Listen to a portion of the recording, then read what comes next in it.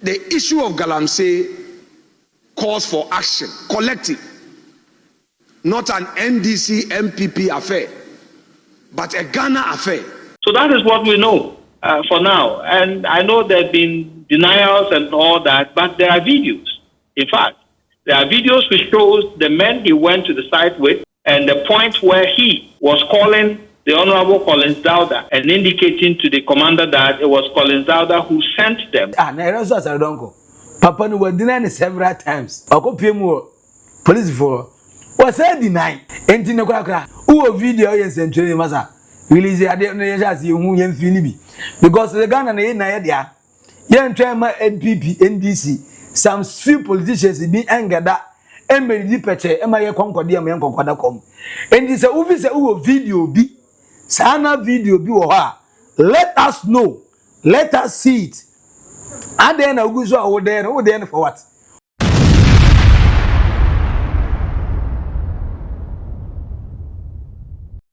The MP Edema Asutifi North. Yakoto no Broni Krum, our Hidium, Echo Gosu Quanos, one or more Galamsey no. Yakoka say Papa no Chassis or no dear officer or a slim macho into a confirmed macho men's Eddie Abasse. NAIMOS of National Anti-Illegal Money Operations Secretariat Task Force. Yeni omo medi said they say no mo mebu omo nkuomo. Ema enunti police for beji soldier for no.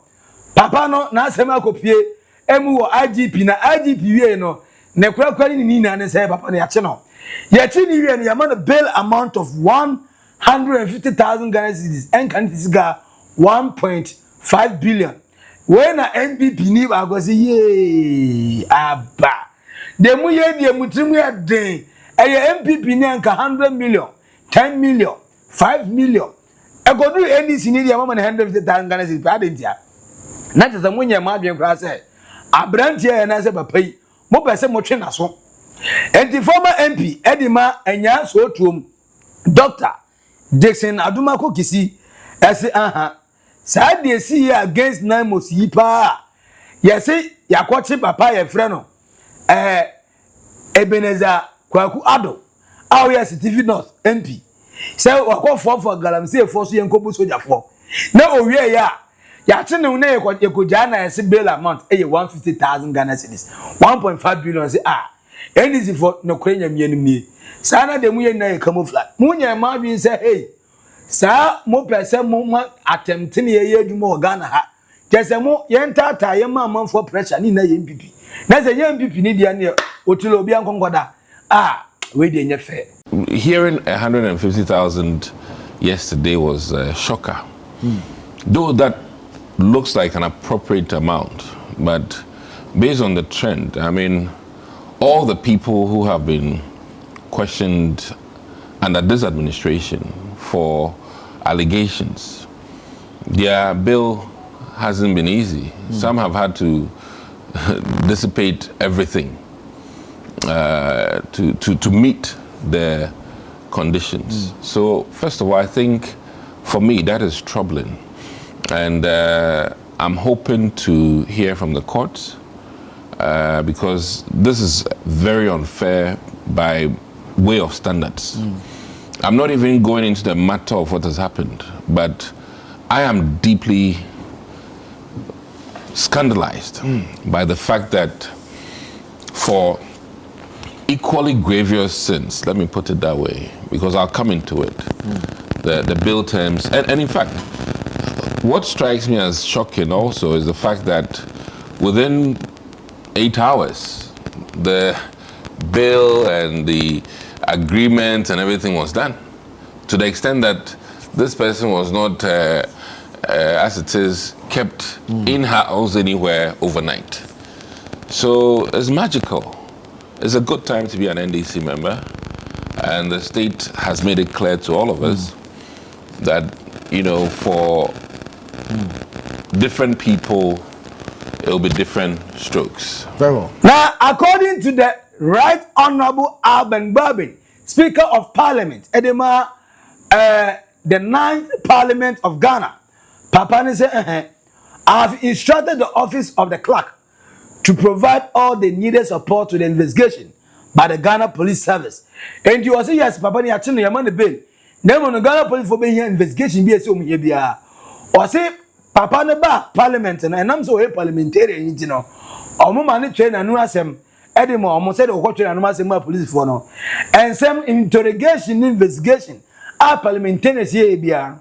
Information bi omunya free nche bia no omo e dey ama clerk friends clerk our parliament say on fan koma Ghana police for no mo fan ka omo investigation ho na no kra bia se wa asem mu bia no e dey there because papa no sa ampaniam pass oyeya e se Ghana mra eni ne decide say ne fata according to the speaker of parliament Urban Sumani Babu me say NDC for mo nipa na mo ne dele say dey say fata isi mo nipa na mo dey na to eja sisi eja kokko eni eja tuntun fire on the mountain. The people of Ghana look to this house as a beacon of hope, and it is our collective duty to set a standard that reflects the values of our great nation. I want once again to take the opportunity of this formal communication to remind all of you that our actions and inactions carry immense power, effect, and impact on Ghanaians and the world at large. I have therefore instructed the Office of the Clerk and the Legal Services Office to provide all the needed support to the investigation by the Ghana Police Service within the framework of the 1992 Constitution, the laws of this country, and the standing orders of the House. I am made to understand that the member has voluntarily submitted himself to the Criminal Investigation Department of Ghana Police to assist in the investigation, as many members have done in other cases under investigation. In fact, there are so many members of parliament that are under investigation, and my office has never shielded any member of parliament. And many have volunteered themselves without coming through my office. And so please, let it not be said anywhere that members of parliament are being shielded from the rule of law. Not at all. I have the copies and the list of the members involved. So while I commend this action of the member, I want to urge the Ghana Police Service to ensure that at all material times, the privileges and immunities of members, especially when the House is in session, are adhered to. Now, Papa, you know what I say? Ono okate all parliamentarians unim say ye investigation na ampanyampa Ebenezer Kwaku Ado oye Asutifi not member of parliament so odifo hey so we parliamentarian na ha ye de ni ba be ye scapegoat ye de ni ba be ye nhwesode ama manfo bia hu sesew next time we parliamentarian na wadwen say wo Onfa boganya swine wonam ana wamama obeti so kantin just say yanka ma obi kama obi nka bi just say we parliamentarian ti ye ka wasema wadwa o say any parliamentarian bia we involved in Galamsey say news and a story bi ba na say ebu hia say be investigation na say be chewa ono speaker of parliament kwanda ho eno say bra na ye be di mu ye gya yare for yebe di obi ha enti mo mra mo fo mu nanko na de mo pa bia mo nkoye omo enti we parliamentarian na we Galamsey a enye da wangasa obesakra firi hu na mo no se wo so waso ye de na obe ya yeko na se NDC nimbo ni ya che no ane e ma afie ni ya se a new member of parliament nimbo ni ya che ne ye ni ya kai se wo ache dada no wo ye che wa wo de akura be times 2 enti wono we ready so obe sacrifice any MP awe Galamsey bia e de ama Ghana security agency say omone ne ndi say the senate fata say be ya Galamsey no in ebe ende no say the senate fata. The report of attacks on a team from the National Anti-Illegal Mining Operations Secretariat, a task force which we all know has been established to combat illegal mining activities in the country, is most worrying. Also worrying is the fact that the attack was allegedly incited by one of our own, the Member of Parliament for Asutifi North constituency, Honorable Ebenezer Kwekuado, who further ropes in a senior member of this House, Honorable Collins Dauda. While I'm yet to be fully briefed on the matter, I want to take this opportunity to condemn in no uncertain terms the attack on the team of security officers who are being assigned to help deal with the menace of Galamsey, which has to be dealt with robustly. Now, Albert Sumani, Gawin, the Speaker of Parliament, and we see and I say, and it's up when the Obia steady, about first steady, Abia. Next time, who say yes, no could be a jet, who say man no day, Monday, Papa.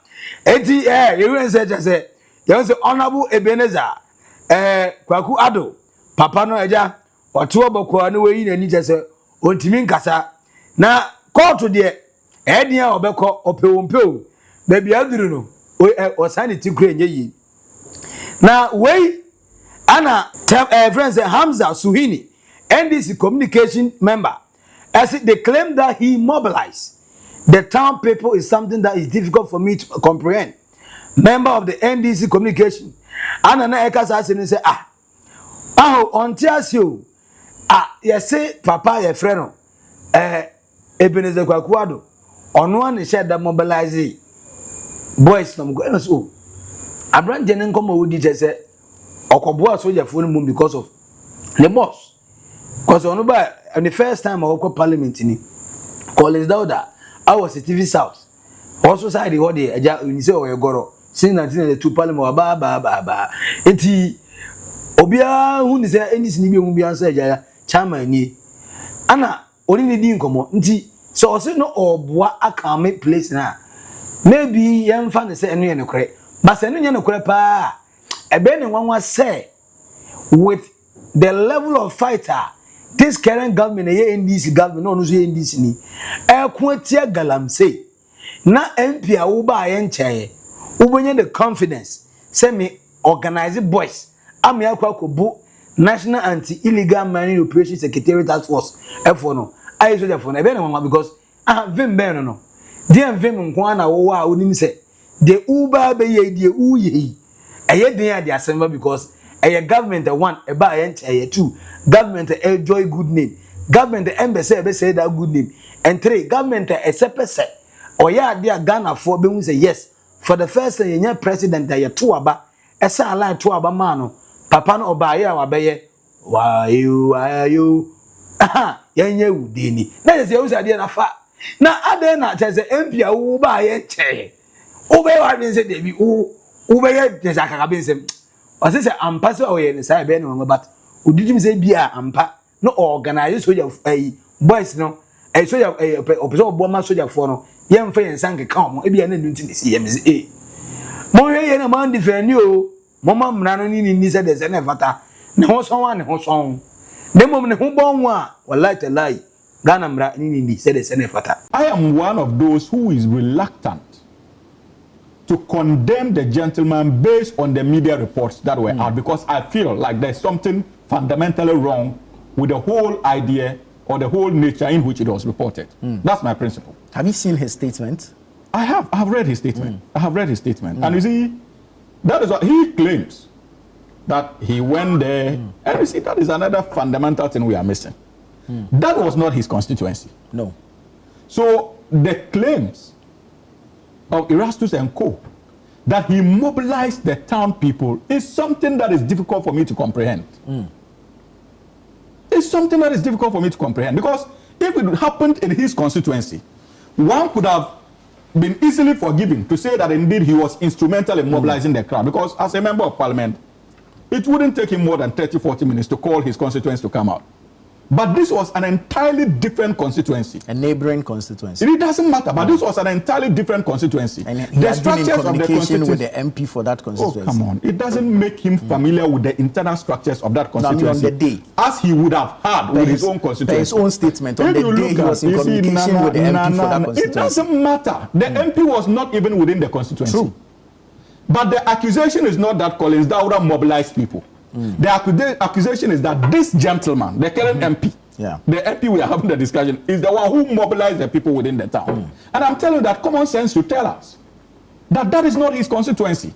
And so he may not be privy to the internal workings of that constituency to be able to marshal such numbers in a matter of seconds or minutes. If it was within his constituency, these are things that we all could have said, okay, probably, how many minutes is going to take to call his youth organizer, communications officer, and in a matter of all his youth groups that are sympathetic to him. Because as members of parliament, I'm sure Doc agrees, when he was an MP, it wouldn't have taken him more than 1 hour to mobilize people within his constituency. But he cannot try that in my own brother's constituency in Tamale North. Because he may not know the internal workings of that constituency. These are the realities. But North I can. It's right next. Because that's a neighboring constituency. Even if you can't, you say you can for the purposes of at least adding some flesh to your mischief, so you are forgiven on the basis of and this constituency, if you like, is that of a godfather. And so we have if to we can call him that. The gentleman says that because it was not his constituency, he decided to rely on the influence of a religious leader, I'm told. A Zongo chief. Absolutely. A responsible thing to do. Papa, a friend is a communication member. Edima NDC area na Elvis Darko SOA editor Edima News Center newspaper said the fight back from the illegal miners is as a result of the promise given them by the NDC. And according to Babanja say NDC for ankwan kwase boys ibo the like of Collins out the money Papa your friend Ebenezer Kwaku Ado we Asutifi North Asutifi South MP respectively. Oman kwase boy say yeba yeba dia GALAMSEY no nto aso mo be ye dem pe nti mo organize boys mo fo musika granshem am nto aba maye we no makwa ya wi afi asema ba omo ntimi boys ma nti echi boys ya de say ja wo pem go defenders next election omo ne boys benya asem enu nti ana ma she da akwa yes anya say we vemben kra na boys benya say soldiers for back 8 omo ma adwen kra se na nkomo no ngwa akwa ntakwa ase we a promise and fail and aba. What is happening now is NDC's own making. How so? Thank you. It is NDC's own making because during the campaign to the elections, they went round, even to the mining pit, to promise GALAMSEYers that Akufo-Addo is the one that is arresting them. And that when NDC wins, they will be allowed to work. The flag bearer and now president even went further to say that those who have been jailed, he will free them because he believes that they are not the kingpins of GALAMSEY, and that the kingpins are NPP people who are working free. So when he becomes president, he will even free those who courts have jailed. This is the candidate of the NDC who is now the president of Ghana. So if you promise people that when you win, you allow them to work, and then they vote for you, you win, and now you are cracking down on their operations, they will tell you that's not what you promised them, and therefore they will fight back. And so the fight back from these illegal miners is as a result of the promise given them by the NDC. So for me, the NDC must take blame for what is happening, and they know that this is not the first time. It's only that this one seems to have happened in the police station, and it's like the crowd was a bit big. But we've seen earlier videos when NDC chairman and NDC officials drove NAIMOS teams away from their site and said they will not allow them to come to their site because their government is in power. So you see, if you are even an illegal miner and you have been promised that vote for me, and when I come, I'll allow you to work. And I vote for you, you come and not cracking down on my operations. Obviously, I'll fight back. That's what you promised me. And therefore, we should understand clearly that these miners are fighting for what they have been promised. Now, Erastus Asaridonko, said the Ababe Shim say, Papa no go show Otiwa or cancer, sister, and Yonwa. The Billian man you now about feeling and Odasua Odenum. Honestly, you what eh? Where the affair and yet threat be o me kase or yeah and now one yet. So or say there's a proof of video to show if he still denies it. And I make out na Erastus Asaridonko. Papa no was denied several times. I go pay more police for was I deny. Enti ne kwakra. Who video yes and training masa. Release the idea no you who yen feel bi. Because the Ghana na dia. Yen try ma NPP NDC some few politicians be angered that and me peche e ma ye konkodi am yen konkoda kom. Enti se ufi se who video bi. Sana video bi wo ha. Let us know. Let us see it. And then Oguso over there for what? On what deny? Oguso over deny. And Obekos we deny. Onye na dizo obeje to na nipa akwa parliament na no yayi. Obe say 10 months e be in free parliament. Na akoto by election. And ngwa say pass account. Onye. Enti se no kra bia wo ha. Furnish us with that information. Let us know. Every other person the manager security for and say you go for more investigation, but we are saying is say because they say the only way of getting justice in the political atmosphere is when you make it so public that they fear that they will, because of it they will lose an election. When they know say election involved in Kwandia, they take matters serious. So they will make sure say Ome Mabin say Ome Fati, Ediama Bibiama and they will sacrifice Ebenezer Gwakwado. And Ama NDC if we need election 2028 that they will do it.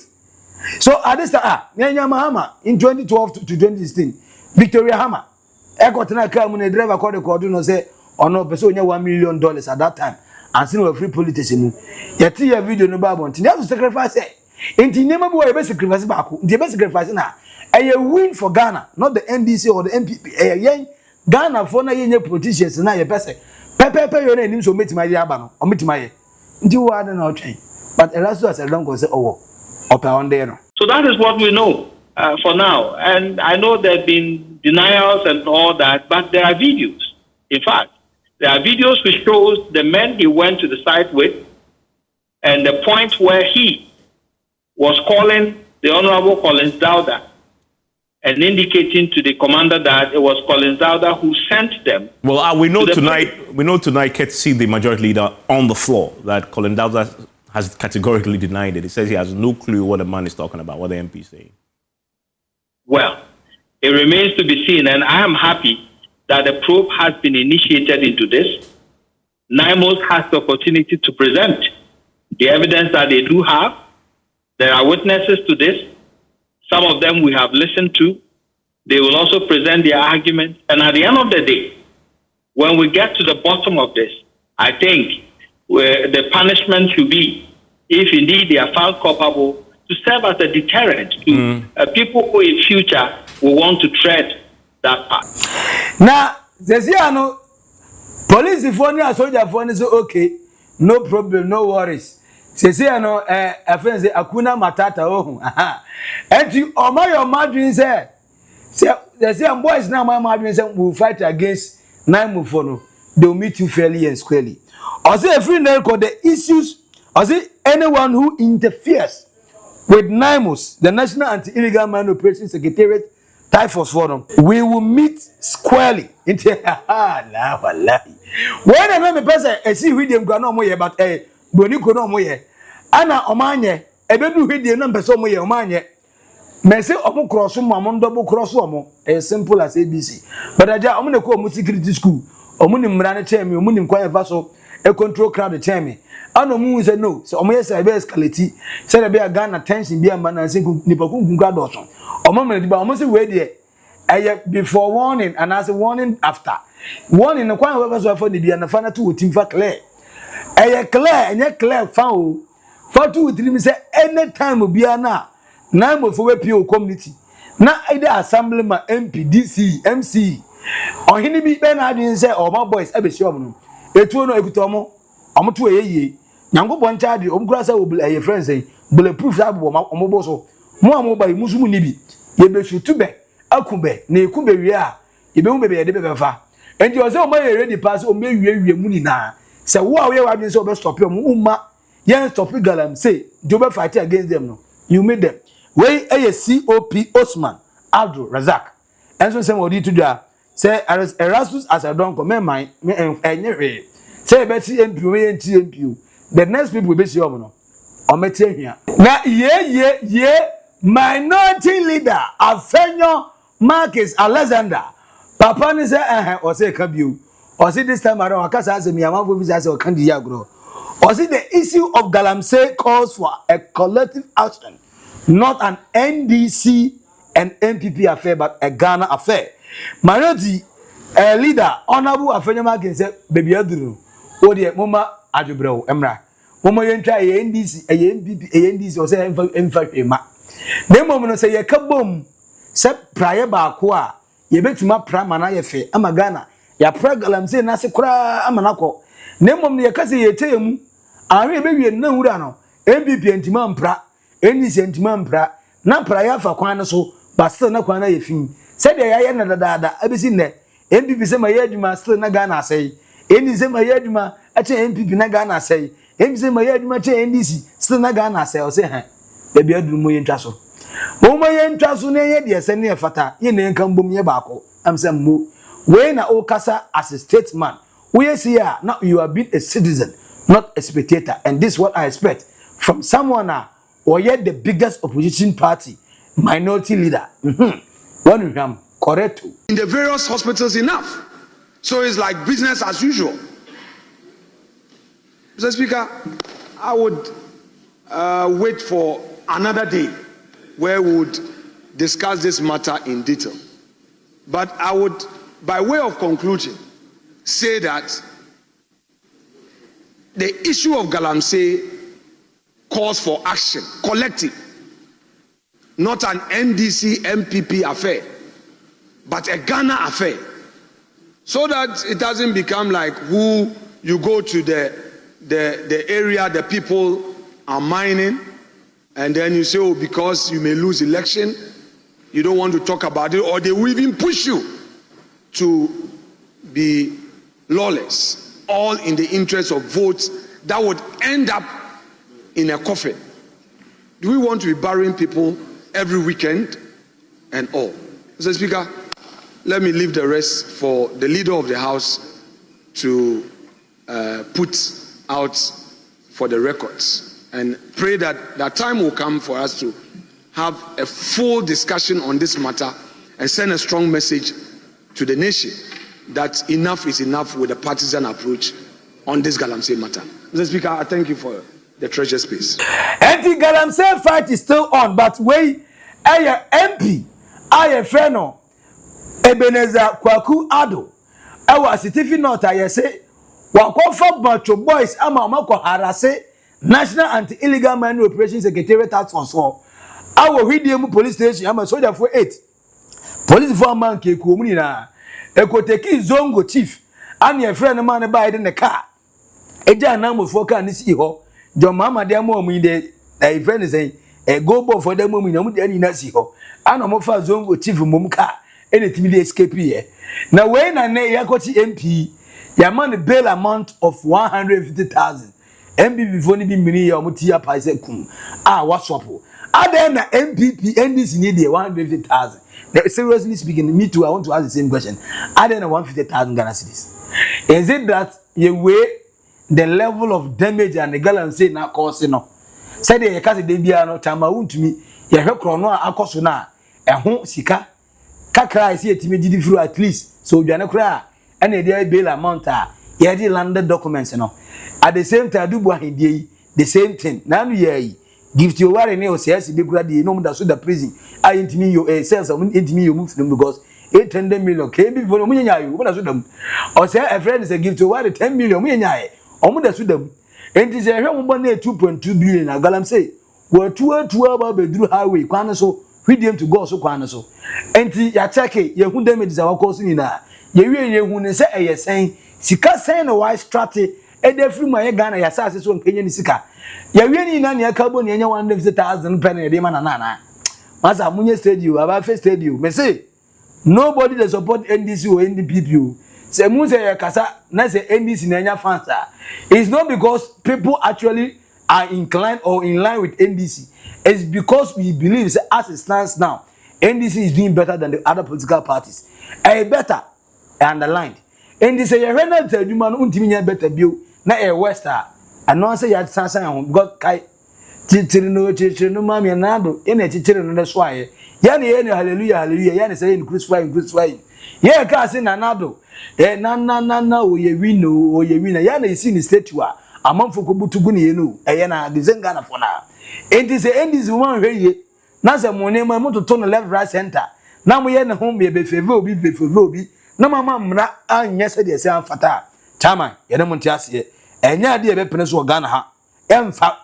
But minority leader Alexander Afenyo Markin said, this is the time I say that MPP NDC, na Galamsey national interest. Yen na yen Cambodian fight. Say yen timan stop Galamsey ono. Because this you win bahoi. Ana ne insu achoke ema. Inso krampo ma ndiwe e de ben ho Galamsey a. Anhwa ne NDC na ono nkro for bre. E be we no no na go lose election jo chairman. Munya mama na go lose election mun kan bom. E na enso Galamsey. No obia our Ghana habia and enjoy the natural resources and other resources of Ghana without any problems bia any other doubt. We am the mepe pa ya cheno ya man bill ba 7 no according to the Speaker of Parliament Alban Sumani Gbagbo said a 7 no osade first parliamentary clerk and say on some further any investigation be on in the parliament or enfankoka CID for na police for no mo fanka mo de no mo fam enfani na parliament mo minimu ni every single investigation amuka se mo bia mo nyenye de mo amanfo ebubu nkonye yi ebesi na ama Zinato Rollins e friend no daughter of a murderer and my ebesi ne omo to two chairs area ballot papers punishment antefei timunanga se enshana santa enshana from serious but we hope and wish that this time around they were Ghana for nya bre na se ohwe anya hwe kra na nipa baku 8 the 8 gallant heroes mu free mu 5 was in government 3 was military men mu free mu for their sake the blood they dropped their innocent blood so omunye involved in Galamsey but doing a task to stop Galamsey into mu free mu nti ese enya omo ese enya asemo yipu masibre ese omo moja na eso ne gu fom no enya kwa. And I support that say okay. Do you support that? Do you think say the air course or no? Ebenezer Kwaku Ado, the Asutifi North MP, Yebete Nampa. Is it truly involved? Penny explanation, do you think they say or that so ayobia or no naye? And I say assassin you work for the so. For a comment, at the comment section as we are subscribe it, like it. Nache Monia. Esu enye biwe edino eba ko pe Maxi Billian Macra bye bye.